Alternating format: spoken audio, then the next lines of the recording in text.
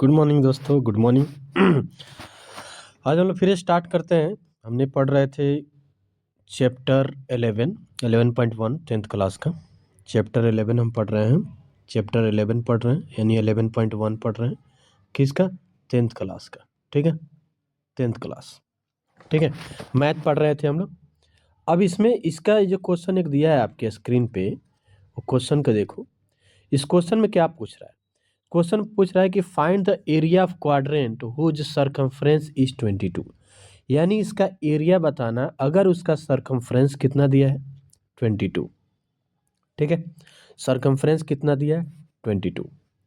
तो सबसे पहले हमको क्या पता होनी चाहिए कि एंगल कितना है। तो जब भी क्वाड्रेंट पूछेगा तो इसका मतलब ये सर्कल है। इसको 4 पार्ट में हम डिवाइड कर देंगे, 4 पार्ट में डिवाइड कर दें, यानी 4 क्वाड्रेंट होते हैं। किसी सर्कल में कितने क्वाड्रेंट होते हैं?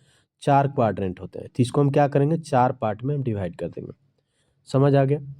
तो इसका एंगल कितना बनेगा? तो 90 डिग्री का। ठीक है, इसका मतलब हम बोल सकते हैं थीटा की वैल्यू कितना होगा, 90 डिग्री। इसका मतलब हम बोल सकते हैं थीटा की वैल्यू 90 डिग्री। अब आता है क्वेश्चन कि चलो थीटा की वैल्यू 90 डिग्री आ गया, अब सरकमफ्रेंस दिया है। तो सरकमफ्रेंस यानी सी की वैल्यू, सी मतलब सरकमफ्रेंस दिया है 2πr। सरकमफ्रेंस क्या दिया है, 2πr। ठीक है, तो सरकमफ्रेंस आपका 2πr है। तो सरकमफ्रेंस की वैल्यू क्या दिया है, तो हम बोलेंगे इसकी वैल्यू दिया है 22। तो 22 लिख दो, और 2 अब मल्टीप्लाई 22 डिवाइड बाई 7 अब मल्टीप्लाई r। ठीक है, क्लियर।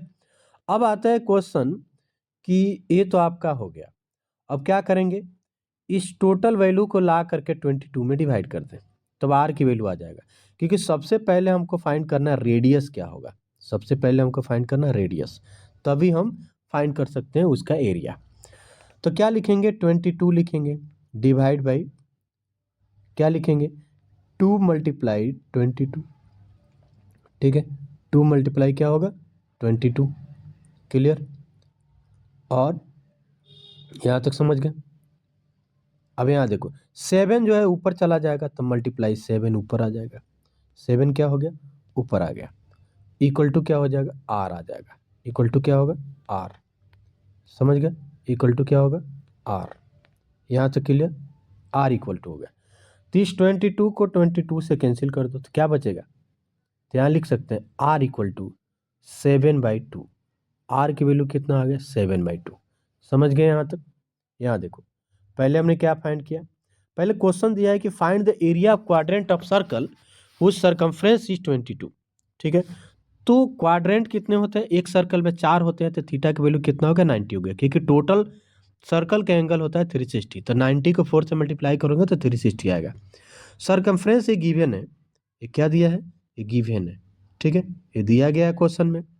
ठीक है, अब उसके बाद क्या किया हमने, जो गिवन है 22 वहाँ रखा, 2 पाई की वैल्यू क्या होता है 22/7, उसको रखा, फिर मल्टीप्लाई आर किया। तो आर की वैल्यू निकालने के लिए क्या करना पड़ेगा, 7 ऊपर चला जाएगा, 7 से मल्टीप्लाई, और 2 मल्टीप्लाई 22 से डिवाइड। तो 22 से 22 कैंसिल, तो कितना आ गया आपका, 7/2 आ गया रेडियस। अब 7/2 रेडियस आ गया, तो हम इसको फाइंड कर लेते हैं, एरिया फाइंड कर लेते हैं। सिंपल बात है कि एरिया फाइंड करने का मतलब ये हुआ, एरिया फाइंड करने का मतलब ये हुआ, इस क्वाड्रेंट की वैल्यू पूछ रहा है। एरिया का मतलब इस क्वाड्रेंट की वैल्यू पूछ रहा है, इसका पूछ रहा है कि क्या होगा। ठीक है, इसका पूछ रहा है क्या होगा, समझ गए। तो उसका हम क्या करेंगे, फाइंड कर देते हैं, उसकी वैल्यू क्या होगा फाइंड कर लेते हैं। ठीक है, अब आता है, अब यहाँ आते हैं, क्या है क्वेश्चन में, तो हम ऐसे लिख सकते हैं कि भाई क्वेश्चन के अकॉर्डिंग क्या लिख सकते हैं, एरिया इक्वल टू क्या होगा, theta divide by 360 multiply pi r लिख सकते हैं, यानी पाई आर स्क्वायर। तो थीटा की वैल्यू दिया है 90 डिवाइड बाई 360 मल्टीप्लाई 22/7 मल्टीप्लाई 7/2, क्योंकि रेडियस दिया था 7/2, multiply 7/2। Clear.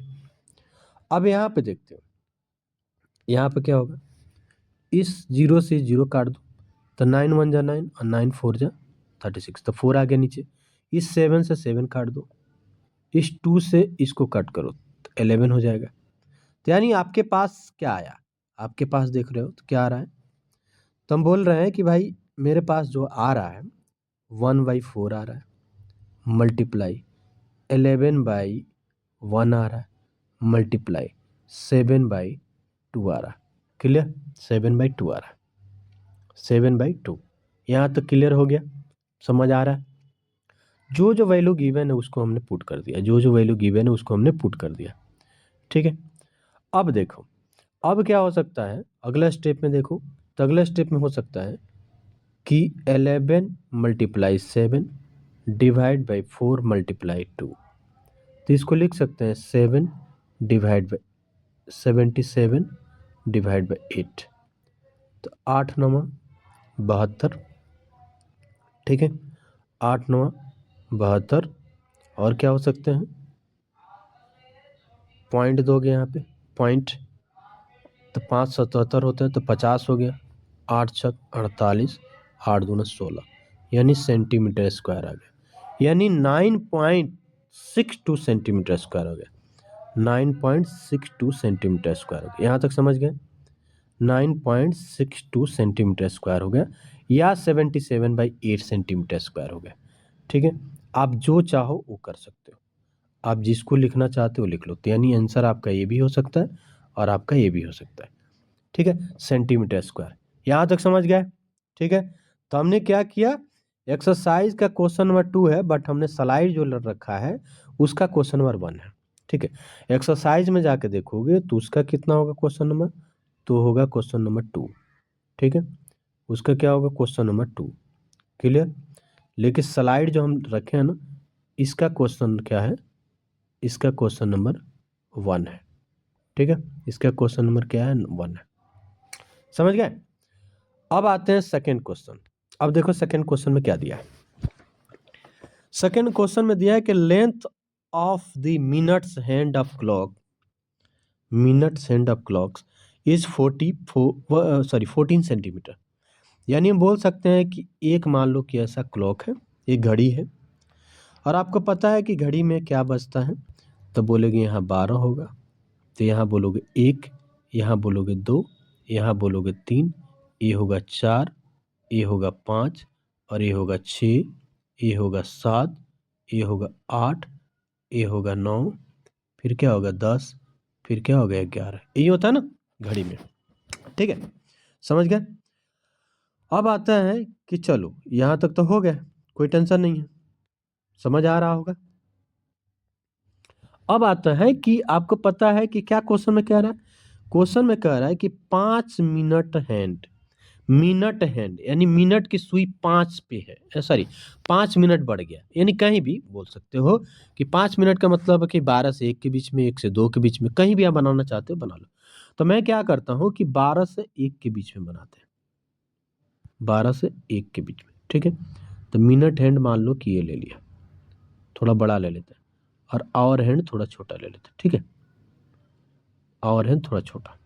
Clear, minute hand और आवर हैंड। अब क्वेश्चन में कह रहा है कि 5 मिनट का है, तो ठीक है भाई 5 मिनट हमने ले लिया, 5 मिनट का, 5 मिनट तो इसका एंगल बनेगा कुछ ना कुछ थीटा होगा, और 5 मिनट का है। ठीक है, तो आपको पता है कि पहले मैं थोड़ा बेसिक बताया था। देखो, एक घंटे में, एक घंटा में 1h मतलब आवर में, एक घंटे में, इसको मैं रफ कर देता हूँ एक बार, कह रहा है कि 1 आवर में कितना एंगल होता है, तो हम बोलेंगे 360 डिग्री।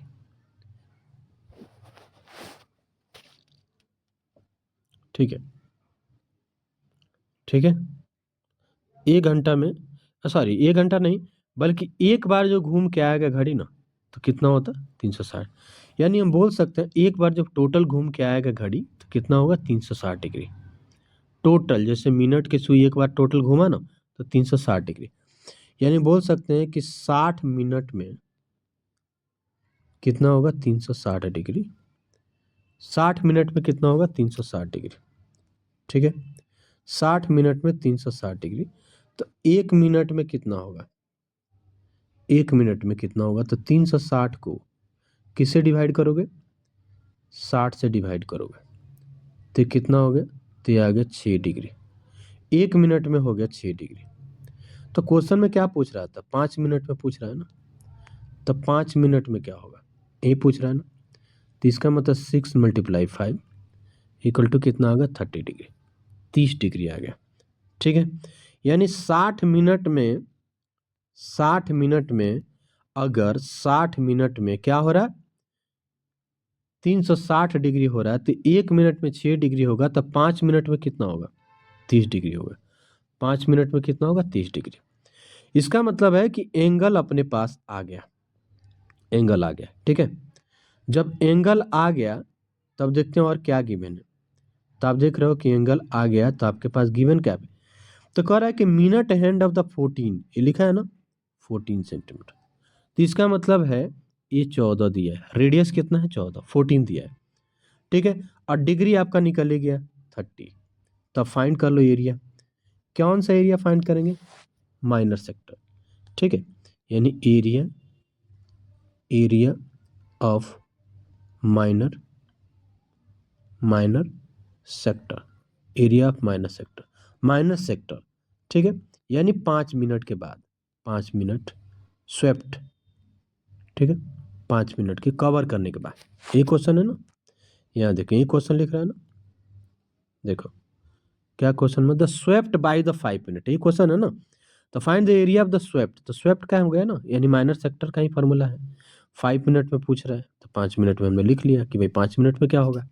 ठीक है, तो एरिया निकालना है, तो हम क्या करेंगे, इसका फॉर्मूला क्या होता है एरिया का। तो आप बोलोगे सर थीटा डिवाइड बाय 360 और पाई स्क्वायर, सेम फार्मूला है। तो थीटा की वैल्यू कितना दिया है 30 डिग्री, तो 30 डिवाइड बाई 360 मल्टीप्लाई 22/7 मल्टीप्लाई 14 और मल्टीप्लाई 14, क्योंकि रेडियस दिया है, क्या दिया है रेडियस 14 सेंटीमीटर। ठीक है, रेडियस क्या है 14, इस 7 से कट कर दो तो 7 2 जा 14 होता है। ठीक है, ये 0 है, इससे इस कट कर दो तो 0 हो गया, तो 3, तो हम इसको ऐसे लिख सकते हैं, तो ये आ गया, ऊपर आ गया 1 और नीचे आ गया 12। ठीक है, तो अगला स्टेप में हम लिख देते हैं, तो ऊपर आ गया कितना 1/12 multiply 22 divide by 1 multiply 2 multiply 14, यही है ना, मल्टीप्लाई 2 मल्टीप्लाई 14। अब देखो और कुछ कटेगा,